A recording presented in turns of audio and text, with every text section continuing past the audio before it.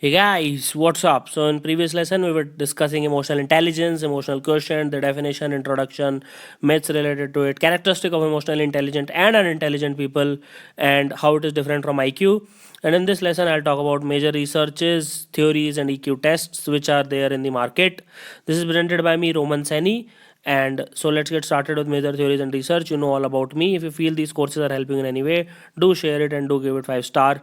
So the first and the most important thing which you should know, that IQ does not increase with life. IQ has a set potential, that this is the maximum you can reach, but emotional quotient can change with age. For example, this is the average emotional intelligence. So between 16 to 19, the average emotional intelligence is 95. Then between 20 to 29 years age it becomes 97. Then the average assuming it is 100. Then between 30 to 39 you become 102, and then you increase to 103. This is the maximum EQ. So maximum EQ, as you can see, is between 30 to 50 years of age. Then again it declines. But the practices which I am going to show you in this course, it will help you to maintain this curve like this. It will never fall down. It will just plateau. Okay, so this is why it becomes very important that you should always remember that your EQ can improve at any point of time. I will again give some studies, examples, scientific studies, not my personal opinion. Again, like, it's my personal opinion that it increase, but obviously I'll back it up with studies. So what are the strides in the field of emotional intelligence which we have seen? So in 1964 there was a paper by Michael Baldock. He was the first person to ever use this word emotional intelligence. Then this is like Mayer and Salovey, like they are the AI pioneers. Sorry for the mistake, Mayer and Salovey. So this should be LO, and this is in 1990 when we were born. So they started with the concept of emotional intelligence, and they were the real pioneers in the word real sense. And then in 1995 it was taken to the global audience, to the masses, by a pop book by Dr. Daniel Goleman, that is Emotional Intelligence and Why It Can Matter More Than the IQ, that is Intelligence Quotient.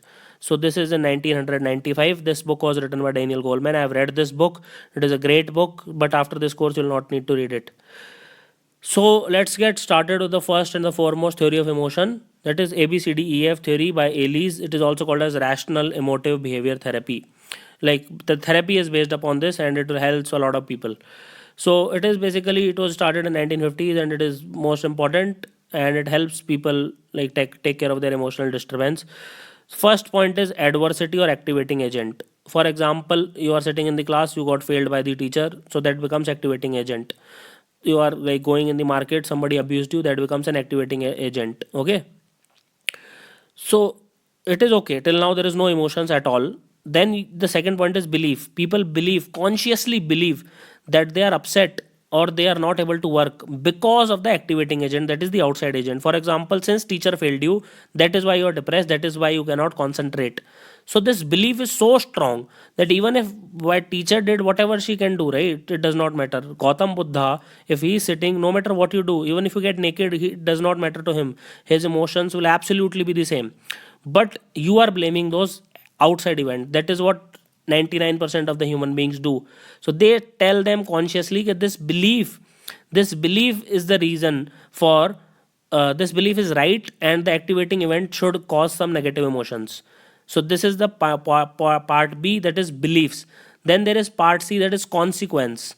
Now this consequence can be a lot of self-defeating emotions, like it can be stress, anxiety, depression, whatever it might be there. This is the actual stage when people realize that there are some emotion issues, that they are upset or they don't feel like going out. That is the stage at which you actually think that you are emotional, you are getting emotional, but the issue is already initiated a long time ago. That is, part A and part B were initiated already a long time ago. Then there is part D, that is disputing. So D is disputing. So you raise, like, basically there are two things, right? So activating event and beliefs. So abhi tak they are very very intertwined, but now you are going to separate them. So A should be separated from B. So that is the dispute part. Now your E, that is effect, that is the rational brains kick in. And finally, because of the easier emotions, your mind and body go into relative relaxation, and then you think about the ideas of logically and rationally you approach the issue, that why it is happening and why it is happening. Finally you have some feelings towards it. So that is the entire theory of ABCDEF. If you analyze your emotions in that way, you will become a much better personality. So that is Ellie's rational emotive behavior therapy. Then you have Emotional Quotient Inventory by Dr. Ruan Baron. By the way, if you want to watch this course in Hindi, it is available on unacademy.com. Just go to my user profile and you will watch this entire course exactly. It is available in Hindi, so you don't need to worry about that. So, understanding how EQ test works, that is most important thing. So this is again one of the inventory means test in psychology. So it has 15 things. Once you go to psychologist, he might give you this test. So in intrapersonal level, basically first stage is self awareness. How conscious are you about your feeling, as well as why are you feeling this, as well as the impact of this feeling on your behavior on others. Second is assertiveness means, can you organize your thoughts in a clear way, and can you stand whatever you are feeling and you do not budge. Third is independence. It means that your feelings are your own and they are originated in your brain and they are controlled by you. Okay. Then fourth point is self regard. That is, you know your strength and weaknesses, and despite your weaknesses you are very happy. Fifth stage is Gautam Buddha level, that is self actualization. Most of the human beings do not reach this stage. It is also in Maslow's hierarchy, it is the highest stage. So it is basically you realize your potential, and whatever you achieve in life you feel comfortable with it, both in your professional and personal life. Then you come to interpersonal level. In interpersonal level, this is basically between people. So basically your people skills come here. So in empathy, basically you are trying to see what is the other person going through. I've already explained this in the second lesson. Then social responsibilities, the ability when you can contribute to the society or the social group which you are part of. Interpersonal relationship means it can be your wife, it can be your son, it can be your daughter, it can be your parents, it can be your friends, colleagues, etc. So how good you can make those relationship and how close you are to the people emotionally, that is the interpersonal relationship.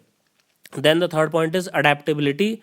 So it is basically like you go into reality testing mode where you know the things exactly as they are. For example, if somebody dies in your family, you are not fooling yourself ki kash they were alive and all that. You know exactly what is reality is. Then flexibility means ki, for example, if the test gets preponed one day in advance, so you do not cry, you do not get into stress if the deadline is shifted in advance. You adjust your feelings, you adjust your thoughts, and you change your behavior and you take actions according to the changing environment. Then the problem solving skills. So problem solving skills involves like define the problem exactly, that this is the issue, and then you tackle it accordingly. Okay, then you find appropriate solution to it so that the problem is solved to a large extent. Then we go to stress management. So it involves stress tolerance, basically your ability to stay as relaxed as possible, as focused as possible. So for example, if you want to just like quit your job, yet you want to continue because you know in long term it will help you, so there are two conflicting thoughts. How you like work in that scenario, how you tolerate that stress is very important. Then impulse control is, let's say you want to eat the chocolate but you also want to lose weight, so how you can resist that temptation, that becomes very very important. And finally, on the fifth thing on the inventory is general mood. Happiness means that you are satisfied with life and you enjoy with yourself, in your company you never feel alone, and you enjoy with others also. And finally, optimism means that no matter how bad the situation is, you are always optimistic about life, that some changes will come which will positively impact your life. Then, can emotional intelligence be taught? Obviously, I am teaching you in this course, but just to prove that, in a research by Nellis et al. In 2009, just 7 years ago, two groups, one of which received an emotional intelligence training of 8 to 10 hours, one did not receive any training. Immediately, there was an improvement. Just after 10 hours of training, there was a stark improvement in the group which received the training, and 6 months later, the group had a significant improvement on emotion identification and emotion management. So that persisted. ऐसा नहीं था कि that stayed only for one day. It persisted continuously. However, the control group showed no change whatsoever. Okay. So then testing emotional intelligence becomes very very important. So I have already covered the inventories basic. So measuring EQ, obviously absolute measurement is impossible. So that goes without saying. है ना. So like the one test which I told you right now, that can help you in the measurement. For example, EQI, जो अभी मैंने आपको बताया था, that was Dr. Evan Baron test that can help you measurement of EQ. Other is EQ 360. So what do people around you think about you? For example, a boss, teacher, whatever they think about you, so they will tell you. So your perception and their perception might vary a lot. but you need to take a psychologist appointment, otherwise you will not be able to measure your EQ. Just give them 500,000 rupees and they should comply with APA standards. APA is American Psychological Association. Online tests are not reliable because they ask stupid question ki are you feeling stressed, are you feeling depressed, answer on a scale of 1 to 5, where 1 means strongly disagree, 5 means strongly agree. So you can stay calm, you accept your mistake, all that. So higher the answer you give, 5 higher the EQ, but you tend to get subjective in this and the score is not reliable. Finally, one of the most important tests is MSCIT test, that is Mayer, Salovey and Caruso Emotional Intelligence Test. So basically, as the definition, they talk about 4 things: perceiving emotions, facilitating thoughts, understanding emotions and managing emotions. This is like academic relevance. This is not relevant to our discussion. So I'll skip it. So thanks. I'll see you in the next lesson. And the slide content was downloaded by Anirudh Kanisetti and presentation template was downloaded by Slide Carnival and the featured images were taken from pixabay.com.